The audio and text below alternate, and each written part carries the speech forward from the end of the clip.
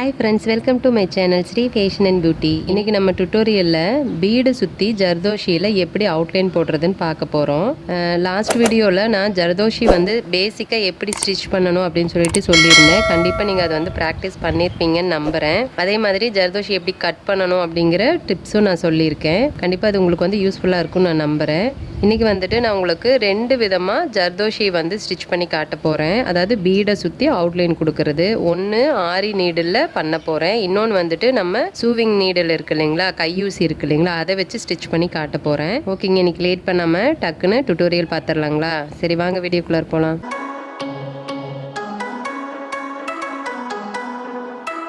நான் ஃபஸ்ட்டு இந்த பெரிய ரவுண்டு ஸ்டோனை சுற்றியும் ஜர்தோஷி போட போகிறேன். நான் ஜர்தோஷி கட் பண்ணி வச்சுருக்கேன். அதாவது ஜர்தோஷி பொறுத்த வரைக்கும் நம்ம அளவெல்லாம் கிடையாதுங்க. இவ்வளோ இன்ச்சுக்கு தான் கட் பண்ணணும் அப்படின்னு அளவெல்லாம் எதுவும் கிடையாது. நம்ம போடுற டிசைனுக்கு தகுந்தவர் தான் நம்ம கட் பண்ணிக்கணும். இந்த மாதிரி பெரிய ஸ்டோனெல்லாம் ஒட்டணும் அப்படின்னா நீங்கள் கொஞ்சம் பெருசாக கட் பண்ணிக்கலாம். இல்லை அப்படின்னாலும் நம்ம போடுற நீடில் பொறுத்து கூட நீங்கள் கட் பண்ணிக்கலாம். இப்போ இது அயன் நீடில், ஸோ அதனால் அதுக்கு தகுந்த மாதிரி ஒரு இன்ச் to 1.5 இன்ச்சுக்குள்ளார கட் பண்ணிக்கலாம். பட் ஆனால் இதே நம்ம துளிப் நீடில் போடுறப்ப பெருசாக கட் பண்ண முடியாது. ஸோ அந்த நீடில் எவ்வளோ பத்துமோ அதுக்கு தகுந்த மாதிரி தான் கட் பண்ணிக்கணும். நான் சின்ன சின்னதாகவும் கட் பண்ணியிருக்கேன், கொஞ்சம் பெருசாகவும் கட் பண்ணியிருக்கேன். நம்ம போட்டுட்டு வரோம் அப்படின்னா கொஞ்சம் தான் நம்மளுக்கு வேணும் அப்படின்னா பெரிய ஜர்தோசி எடுத்துக்கூடாது. இந்த மாதிரி குட்டியை கட் பண்ணி வச்சுருந்தீங்க அப்படின்னா அதை எடுத்து போட்டுக்கலாம். ஸோ அதனால் நம்ம கொஞ்சம் பெருசு சின்னதாக அந்த மாதிரி கலந்து கட் பண்ணி வச்சுக்கலாம். இப்போ நீங்கள் லோடு போடுறீங்க அப்படின்னா ஒரே சைஸில் தான் ஜர்தோசி தேவைப்படும். ஸோ அதுக்கு தகுந்த மாதிரி நீங்கள் கட் பண்ணிக்கலாம். இந்த ஃப்ளவர்க்கெல்லாம் அவுட்லைன் கொடுக்குறப்ப நீங்கள் சின்னது பெருசுன்னு கொஞ்சம் கலந்து கட் பண்ணி வச்சுக்கோங்க. அப்போ தான் உங்களுக்கு ஈஸியாக இருக்கும்.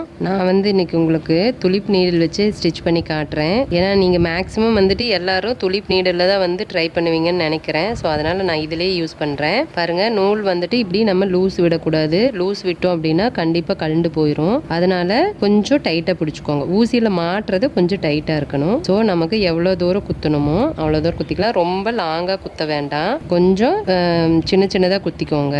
அதே மாதிரி பீடு மேலே ஏறாத மாதிரி பார்த்துக்கோங்க.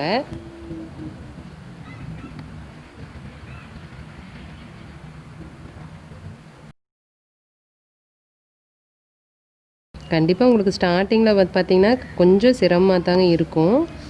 ஆனால் போட போட பழகிடாதுமே. இப்போ பாருங்கள், இந்த இடத்துல கொஞ்சம் தான் நம்மளுக்கு கேப் இருக்குது. ஸோ இதுக்கு தகுந்த மாதிரி நம்ம ஜர்தோஷி எடுத்துக்கணும்.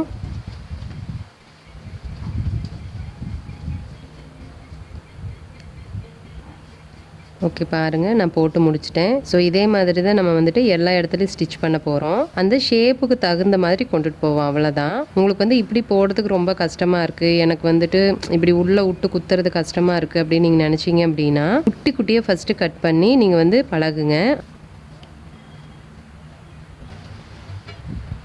இந்த இடத்துல நமக்கு பெண்டுக்கு தகுந்த மாதிரி கொண்டு வந்துக்கணும்.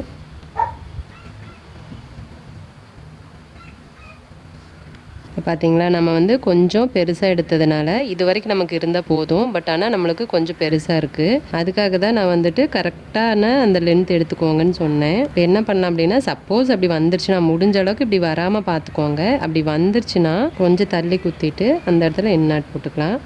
ஸோ அது ஒன்றும் பெருசாக அவ்வளோ அசிங்கமாக தெரியாது. பட் ஆனால் ரொம்ப நீங்கள் லென்த் எடுத்துட்டீங்க அப்படின்னா இன்னும் இவ்வளோ தூரம் வந்துச்சு அப்படின்னா அசிங்கமாக போயிடும். இந்த இடத்துல பார்த்தா 2 லைன் இருக்கிற மாதிரி இருக்கும். ஸோ அதனால் அசிங்கமாக போயிடும். ஸோ அதனால் முடிஞ்ச அளவுக்கு நீங்கள் அந்த கேப் எவ்வளோ இருக்கோ அதுக்கு தகுந்த மாதிரி ஜர்தோஷி கட் பண்ணி அதை நீங்கள் ஸ்டிச் பண்ணுங்கள். இப்போ இதுக்கு நம்ம சின்ன சின்னதாக ஸ்டிச் பண்ணிக்கலாம். இப்போ இதே துளிப் நீடலாக இருக்கிறதுனால தான் ரொம்ப குட்டி குட்டியாக தான் எடுத்துக்க முடியும். நீங்கள் இதே அயன் நீடில் எடுத்தீங்க அப்படின்னா கொஞ்சம் பெருசாகவே ஸ்டிச் பண்ணிக்க முடியும். பாருங்கள், ஸ்டிச் பண்ணிட்டோம். இப்போ இது நான் அயன் நீடில் போட்டு காட்டுறேன். கொஞ்சம் பெருசாக ஜர்தோசி எடுத்து அதை போட்டு காட்டுறேன். அதாவது ஒரே ஜர்தோஷியில் அப்படியே ஒரு ஸ்டோன் ஃபுல்லாக ஸ்டிச் பண்ணுற மாதிரி.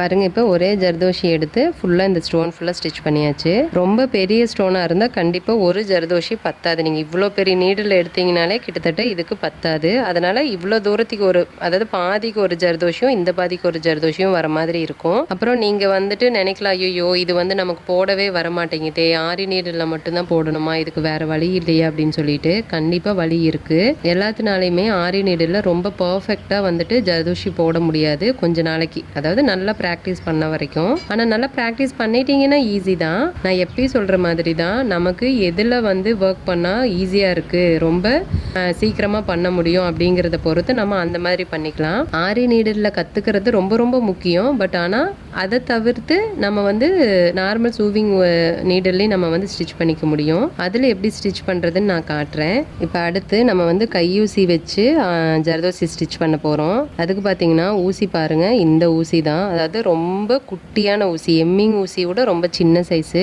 இதுக்கு நம்பர் எனக்கு சரியாக தெரியலங்க. நான் வந்து பேக்கெட்டாக வாங்குறப்போ அதில் நம்பர் எல்லாம் எதுவுமே இல்லை, வெறும் பேக்கெட்டு தான் இருந்துச்சு. பாருங்கள், இதுதான் நான் வாங்கின பேக்கெட்டு. ஸோ இதில் நம்பர் எதுவுமே கிடையாது, அதனால் எனக்கு தெரியல. நீங்கள் கடையில் கையூசி ஜர்தோஷி போடுறதுக்குன்னு கேட்டிங்கனாவே கண்டிப்பாக கொடுப்பாங்க. பாருங்கள், இதில் நான் நூல் போட்டிருக்கேன். ஒத்த நூல் போட்டால் போதும், ரெட்டை நூல் போட வேணுங்கிறது கட்டாயம் கிடையாது. ஏன்னா இதுவே நல்லா ஸ்ட்ராங்காக தான் இருக்கும். நம்ம நார்மலாக ஆரி நீடில் ஸ்டிச் பண்ணுறப்போ ஒத்த நூலை தானே ஸ்டிச் பண்ணுவோம், அதனால் இதுவே போதும் தான். நீங்கள் இந்த ஸ்டோனுக்கு வந்துட்டு எவ்வளோ சைஸ் வந்து தேவை அப்படின்னு ஃபஸ்ட்டு வந்து மெஷர் பண்ணி பார்த்து கட் பண்ணிக்கோங்க. அதாவது இப்படி பார்த்தீங்கன்னா, இப்போ ஜர்தோஷி எடுத்துட்டு இப்படி வச்சு பார்த்தீங்கன்னா தெரியும் இது வந்து நமக்கு கரெக்டாக இருக்குமா இல்லையான்னு சொல்லிட்டு. ஓகேங்களா, பாருங்கள், இப்படி பார்த்தா இந்த இடத்துல வந்து முட்டலையா, ஸோ அதனால் இது பத்தாதுன்னு அர்த்தம். ஸோ அந்த மாதிரி தான் கட் பண்ணிக்கணும். நான் அப்படி தான் கட் பண்ணுவேன். எனக்கு உண்மையாலும் இதோட பெஸ்ட் எப்படி கட் பண்ணுறதுன்னு தெரியல. இவ்வளோ நாளாக நான் எம்ப்ராய்டரி போடுறேன், நான் இப்படி தான் வந்துட்டு கட் பண்ணிட்டு இருக்கேன். ஃபர்ஸ்ட் வந்துட்டு நான் ஊசியை இந்த கார்னரில் எடுத்துக்கிறேன். திலகம் ஷேப் அப்படின்னா இந்த கார்னர்லேருந்து ஆரம்பித்தா நல்லாயிருக்கும் போடுறதுக்கு. ஸோ அதனால் எடுத்துட்டு அதுக்கப்புறமா நான் ஜர்தோஷி எடுத்துக்கிறேன். எடுத்துட்டு பாருங்கள், இப்படி விட்டுட்டு திரும்ப இதே இடத்துல குத்தணும். குத்துனீங்க அப்படின்னா இந்த ஜர்தோஷி வந்துட்டு இந்த பார்த்தீங்கன்னா இப்படி கவர் ஆயிரும். பாருங்கள், கரெக்டாக இருக்குங்களா. குத்திட்டு என்ன பண்ணுறீங்கன்னா 2-3 இடத்துல ஸ்டிச் போடணும். கையூசி போடுறப்ப 2-3 இடத்துல ஸ்டிச் போடணும். ஏன்னா நம்ம ஆரி நீடில்லையே அங்கங்கே குட்டி குட்டியாக ஸ்டிச் போடுவோம் இல்லைங்களா. ஸோ அந்த மாதிரி ஜர்தோசிக்கு இந்த பக்கம் ஒரு ஸ்டிச் போட்டுட்டு அந்த பக்கமாக குத்துனீங்க அப்படின்னா இந்த மாதிரி லாக் விழுந்துடும். அடுத்தது இந்த பக்கம் ஒரு ஸ்டிச்சும் அந்த பக்கம் ஒரு ஸ்டிச்சும் போட்டுக்கணும். ஸோ அப்போ தான் நல்லா ஸ்ட்ராங்காக இருக்கும், தூக்காது. இல்லாட்டின்னா தூக்கிக்கும் கண்டிப்பாக.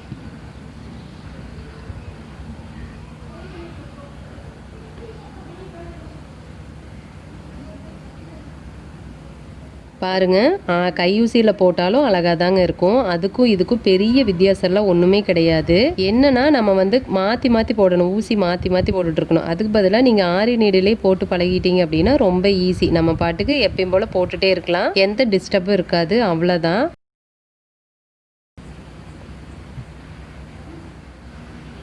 எங்கே எடுத்தோமோ அதே இடத்துல திரும்ப குத்திக்கணும். குத்திட்டு அலங்காது இழுத்திங்க அப்படின்னா கரெக்டாக இந்த மாதிரி வந்துடும். அதுக்கப்புறமா நம்ம பேக்கில் ஒரு ஸ்டிச் இப்படி பிடிச்சிக்கோங்க, இல்லாட்டினா அது தூக்கிட்டு இருக்கும். ஸோ அதனால் என்னென்னா இது கையை உள்ளுட்டு மேலே எடுத்து அது கொஞ்சம் எனக்கு தெரிஞ்சு வேலை ஜாஸ்தியாக தெரிகிற மாதிரி இருக்கும். அவ்வளோதானே தவிர மற்றபடி இதில் எந்த ஒரு வித்தியாசமும் இருக்காது.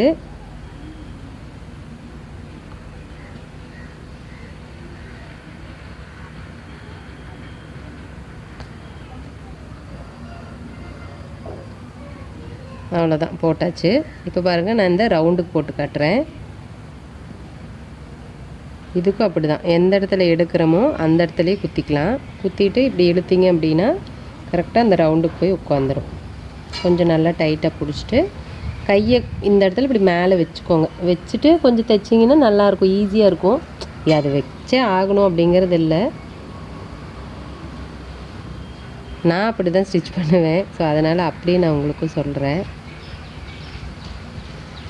சுற்றி 4 பக்கமும் தையல் போட்டுக்கோங்க.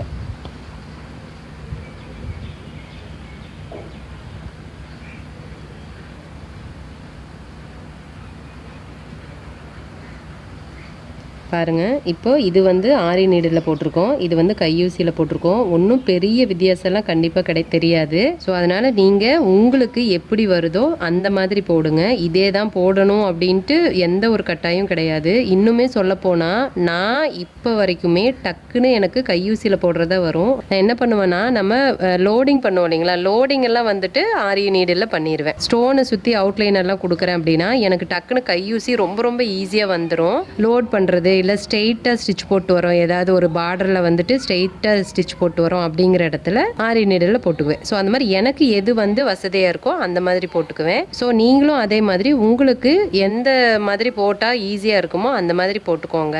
ஓகேங்க. கண்டிப்பாக இந்த வீடியோவில் நீங்கள் வந்துட்டு ஜர்தோஷியில் எப்படி அவுட்லைன் கொடுக்குறது அப்படின்னு சொல்லிட்டு உங்களுக்கு ஒரு ஐடியா கிடச்சிருக்கும். ஓகேங்க. கண்டிப்பாக இந்த வீடியோ வந்துட்டு உங்களுக்கு ரொம்ப யூஸ்ஃபுல்லாக இருக்குன்னு நம்புகிறேன். இந்த வீடியோ பிடிச்சிருந்துச்சுன்னா வீடியோ லைக் பண்ணுங்கள், உங்கள் ஃப்ரெண்ட்ஸ்க்கெல்லாம் ஷேர் பண்ணுங்கள். உங்களோட கமெண்ட்ஸ் எதுவாக இருந்தாலும் கமெண்ட் பாக்ஸில் தெரிவிங்க. என்னோட வீடியோஸ் எல்லாம் உங்களுக்கு ரொம்ப பிடிச்சிருந்துச்சுன்னா, என்னோட வீடியோ பார்த்து நீங்கள் நிறைய விஷயம் கற்றுக்கணும்னு ஆசைப்பட்டீங்க அப்படின்னா ஃபஸ்ட்டு சேனலை சப்ஸ்கிரைப் பண்ணிக்கோங்க. பக்கத்துலேயே பாருங்கள் ஒரு பெல் ஐக்கன் வரும், அதையும் தட்டி விட்டுருங்க. ஸோ அப்போ தான் நான் எப்போல்லாம் வீடியோ அப்லோட் பண்ணுறனோ உடனே உங்களுக்கு நோட்டிஃபிகேஷன் வந்துடும். ஸோ என்னோட வீடியோஸை நீங்கள் வந்து மிஸ் பண்ணாமல் பார்க்க முடியும். ஓகே ஃப்ரெண்ட்ஸ், இந்த வீடியோ இதோட முடியுது. நான் இன்னொரு வீடியோவில் உங்களை மீட் பண்ணுறேன். பாய். தேங்க்யூ.